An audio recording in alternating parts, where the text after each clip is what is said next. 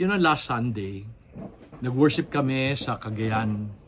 And ang sabi ng pastor, if you're in Christ, your future is assured. Diba? Like for example, if you are sick, you will be healed. If you are in financial trouble, you will get out of it. That will be solved. And marami pa siyang sinabi, di ba? Oftentimes pa, sasabihin sa atin, buti pa tayong mga Kristiyano, okay tayo. And I think you've heard of this, sinasabi sa atin, there is nothing you can do to buy your salvation. Di ba? And if you decide to be in Christ, lahat sigurado na. The future will be good. However, when I was listening to that, ang totoo hindi. Maraming Kristiyano financially hard up. Maraming Kristiyano may sakit. Maraming Kristiyano naglisod. And so, to other people, ang hope will be pagpunta ko sa langit. When I now go to heaven, everything will be okay. On one side dyan, sabi sa atin, basta nakas Ginoo, okay na ka. Have you heard of that? Yeah? Basta nakas Ginoo, your future will be okay. Pero ang tinuod, daghang naglisod. So nga namang daghang naglisod.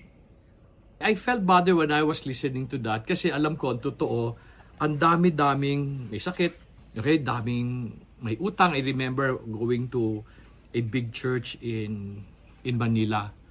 I went there and I started sharing my financial principles.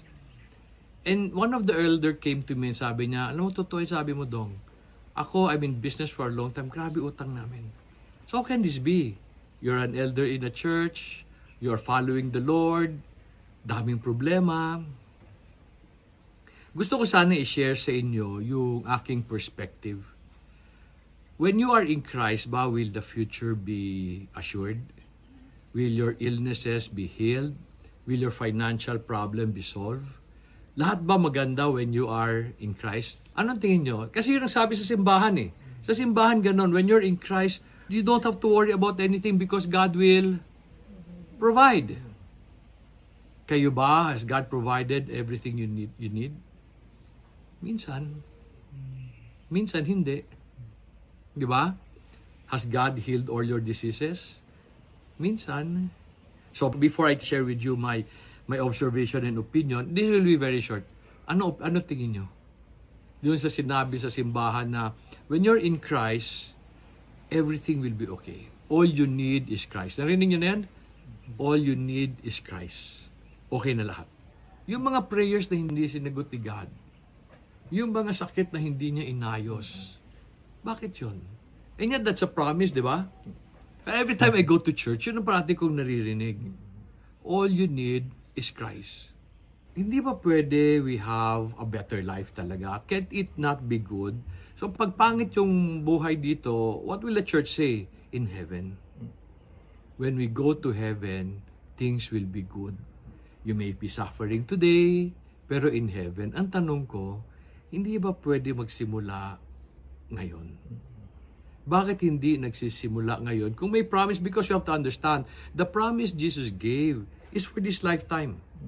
Ano ibig sabihin? When Jesus said, you will have a good life, you see, pagpupunta pa tayo sa langit para ma-enjoy yun, then it's not good news.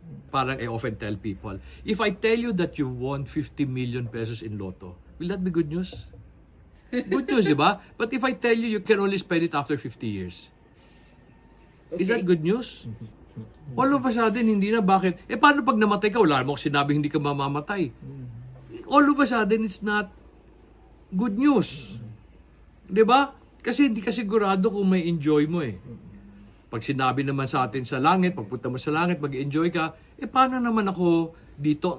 The reason I'm sharing this with you, because I struggled when I heard those words. Parang feeling ko si God mystical. Anong mystical? Pag sinunod ko, all of a sudden, ano parang genie? So pag hindi dumating, we now justify by going to heaven. I'd like to share with you things that I know na para you'd enjoy life today. People say, if you just put your faith in Christ, okay na. I realize the reason why we're not living a good life because we don't understand faith. Okay? So, tanong ko, what is faith? Ano ba talaga ang faith? Sa Hebrews, ano sabi sa Hebrews? Faith is the assurance of things hoped for and the evidence of things not seen. Pero anong ibig sabihin? How does that help you? I'll give you a simpler definition of faith. Ang faith ko is I trust and obey.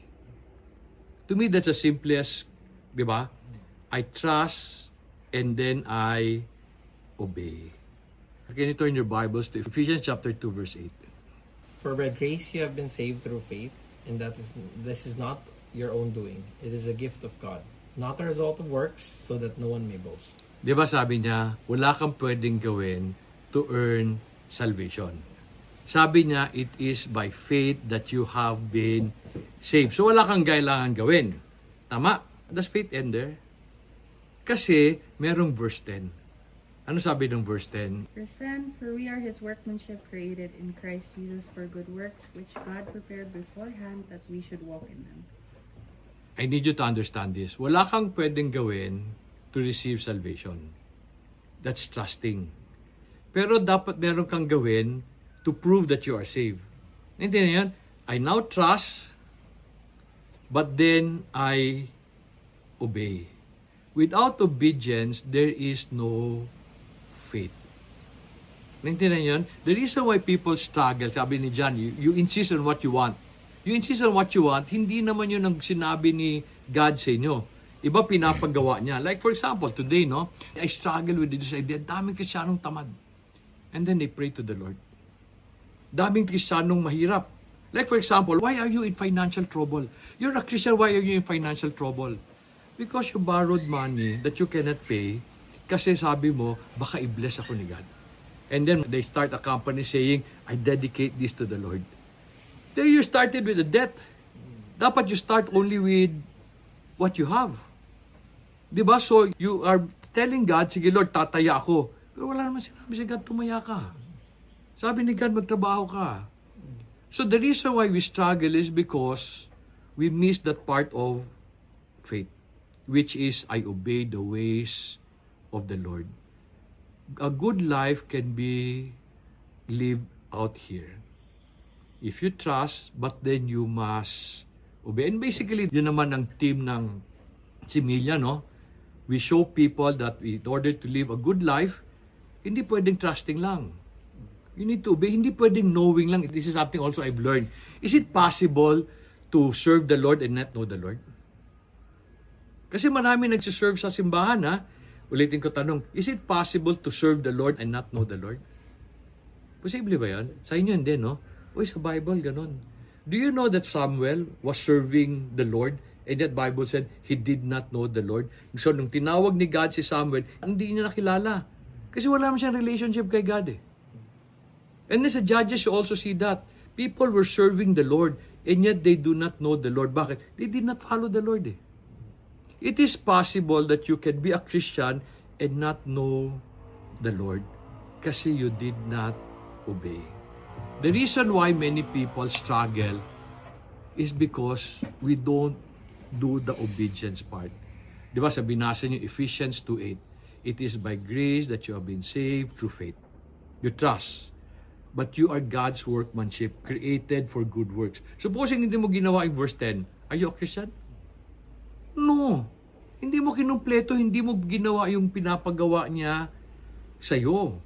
And the reason why we're not enjoying a good life is because we miss that part of it. Like for example, turn your Bibles to Matthew chapter 6, verse 33. My version says, but seek first His kingdom and His righteousness, and all these things will be added to you.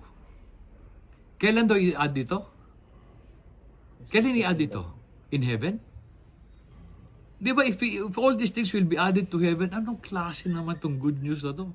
I only enjoy it when I die. Ang tagal, if that will be given in heaven. This is promised today. But sabi niya, seek first His kingdom, which is that trusting part. I now trust. But seek then also His righteousness. I now obey. And all good things will be added when? When I trust? No, when I obey. You need to complete it in order to live a good life. Hindi pwedeng trusting lang. And that's what I think people miss. We make Jesus into a mystical God, a genie who, alam mo, will solve my problem even if I am disobedient. Yun ang faith eh. I trust and I obey. God will only bless you when you obey. Gusto ko lang maintindihan ninyo. I want you to enjoy life to the full. But the blessing comes from obedience, not from believing. In fact, yun din ang sinabi ng John chapter 1 verse 12. Ano sabi ng John chapter 1 verse 12? Let me just read mine. Nasa niya. But as many as received Him, to them He gave the right to become children of God, even to those who believe in His name. Receiving is not enough. Because there is an important part in believing. Now, when do you know that you believe in something? Paano mo napoprove na naniniwala ka sa isang bagay? Kailan? Ako na, di ba? I always tell you, to know and not to do is not to know. Pag hindi mo ginawa, today people complain if I tell them that they need to work hard. People complain if I tell them that you need to live within your means. And these are Christians. Pero pag hindi sila ma-bless ni God kasi hindi nila ginagawa yung utos. Ang gusto kong message sa inyo is, Jesus is not a mystical God. Na pag nag-join ka, everything will be good. Pag nag-join ka, now you have a chance to live a good life if you obey. Does God want you to live a good life? Punta tayo sa John chapter 15 verse 8. Sabi niya, my Father is glorified by this, that you bear much fruit. Unfortunately, sa simbahan, fruits are the people we bring to the Lord. Those we share the gospel to. Di ba? Yung turo sa inyo, di ba? Yun ang turo sa atin. You need to live a fruitful life by bringing people to the Lord. Now, let me explain something about fruits. Fruits are things that come from inside, they go out. They can never be from outside going in. Let me explain this. May kaibigan ako. We started a mangosteen farm. Ang mangosteen, mamumunga after 12 years. Matagal. Hindi siya pwede i-graft na para pabilisin. So sabi ko doon sa kaibigan ko, bili tayo ng 5-year-old na tree para 7 years na lang hintayin natin.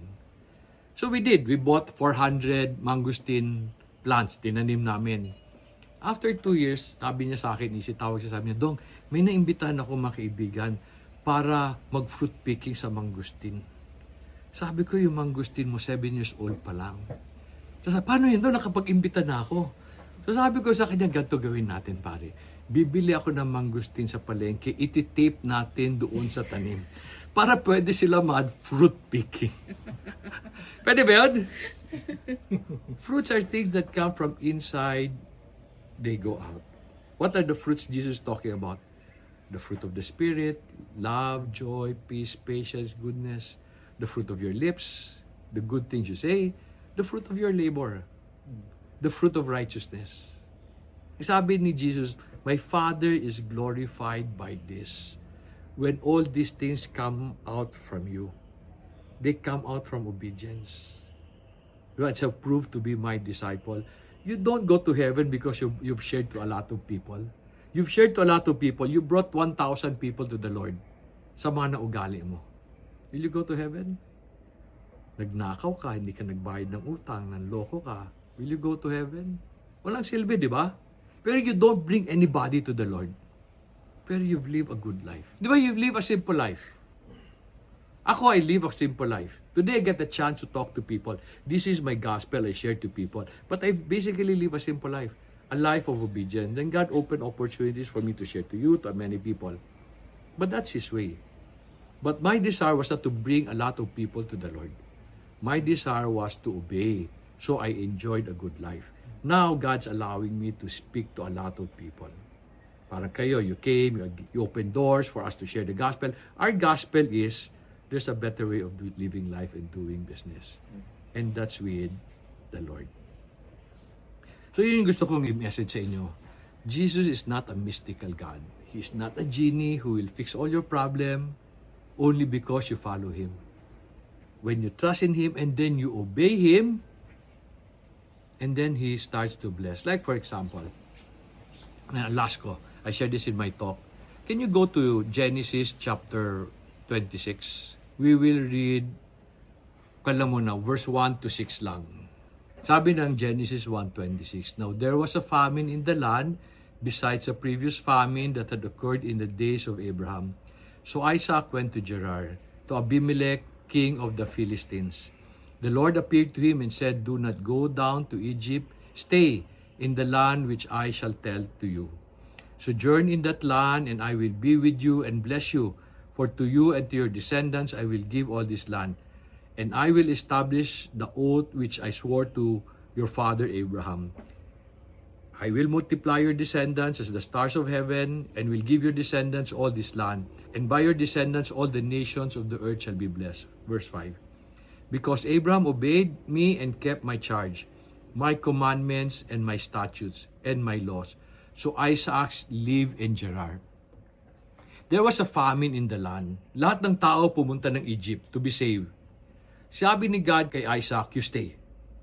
Now you are asked to stay in the land of famine. Is that exciting? Di ba? Everybody wants to go to Egypt to survive the famine. Ang sabi sa'yo, you stay because I will bless you. Ang tanong ko, if you read this whole chapter, did God bless Isaac by sending rain to his portion of land? Did God bless Isaac after this only because of a special miracle? Lumaki yung tanim maski walang tubig. Do you know when God blessed them? Can you read verse 12 and 13? Sabi ng verse 12, "Now Isaac sowed in the land and reaped in the same year 100 folds, and the Lord blessed him." When did the Lord bless him? Not because he stayed, but because he worked. So God will use our work as a medium for blessing, as a channel for blessing. Pag hindi ka nagtrabaho, how can He bless you? And maraming Pilipino ganun tamad, no? And then they want God to bless them. They pray, "Lord, save us. Provide food." And then they refuse to work.